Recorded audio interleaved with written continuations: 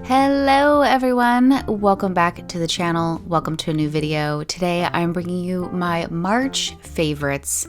Yes, it is middle/end of April and I'm only now bringing you my March favorites, but let me tell you, the past couple weeks have been a bit of a doozy, but better late than never, so here we are.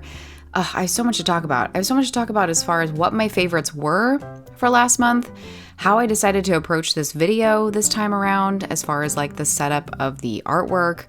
My brain is also just like very frazzled. For the past week, my son has been home with a terrible, terrible flu. So I'm very behind on editing videos. So I think I had edited this throughout the week while I was home with him. But I have been waiting to record the voiceover. So here we are.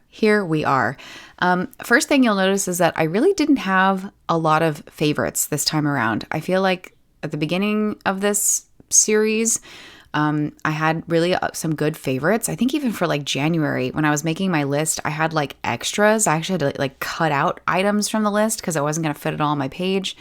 Or maybe that was February. I can't remember. But for March, I like realized basically I keep a list of like my favorites of the month in my little planner journal. And I just realized I didn't really add a lot to the list because there really wasn't a whole lot for me.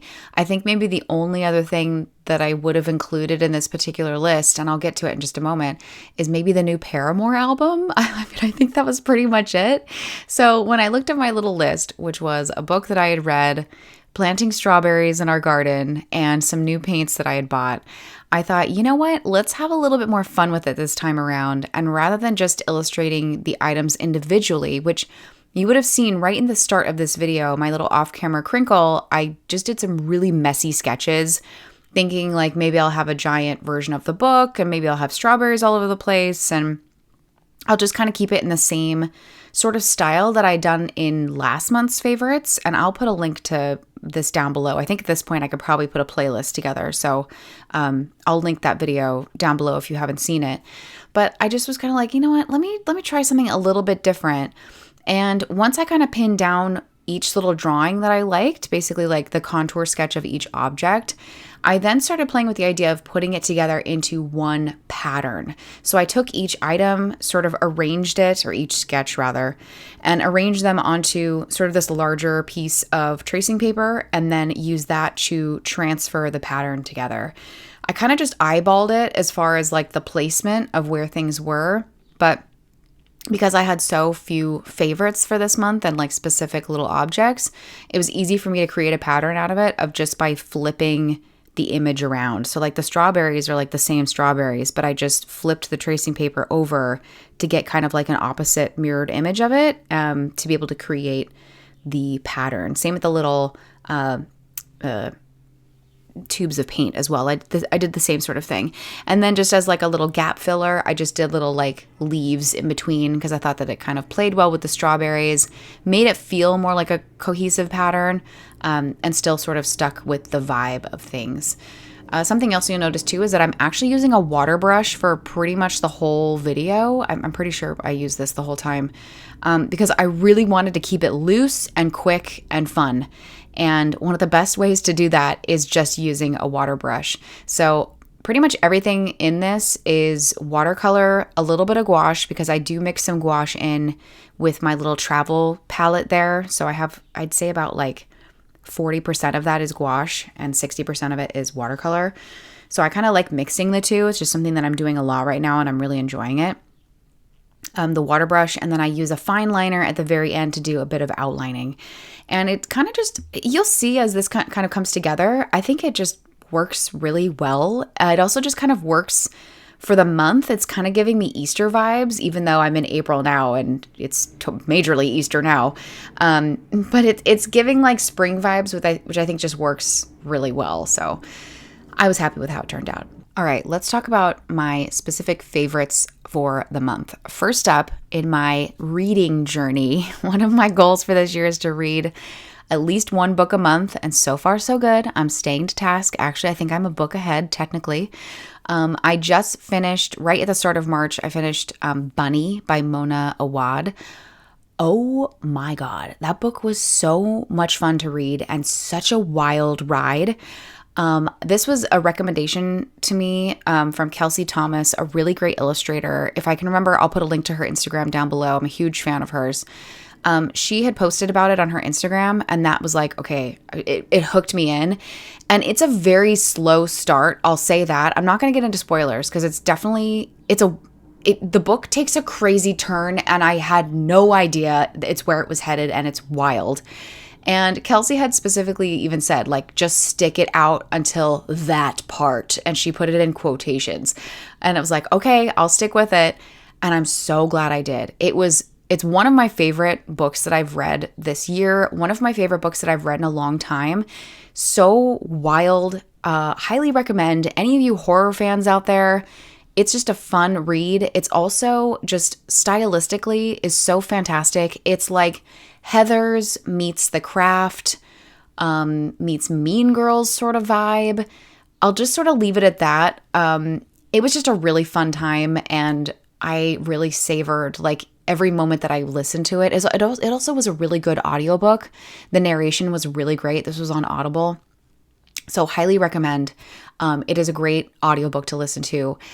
Very disturbing at times. I would say there's definitely a lot of potential trigger warnings with it, but it's very graphic as far as like gore goes. So I'll just leave it at that, but highly recommend. A really fun and wild read. Next up, of course, really in your face is all the strawberries.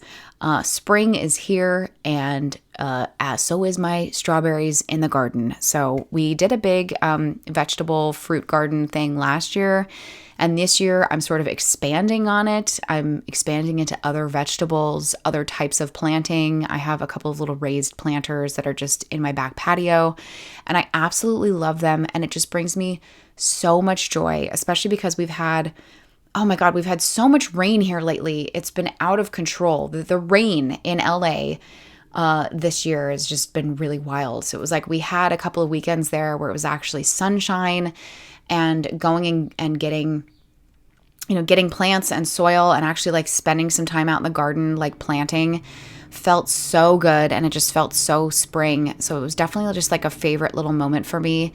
And it's something that I really like to do with Roman as well. Like he helps us sort of plant things. But his favorite part is picking the strawberries as they grow. So he'll go out and he'll help me water them. He has his own little watering can.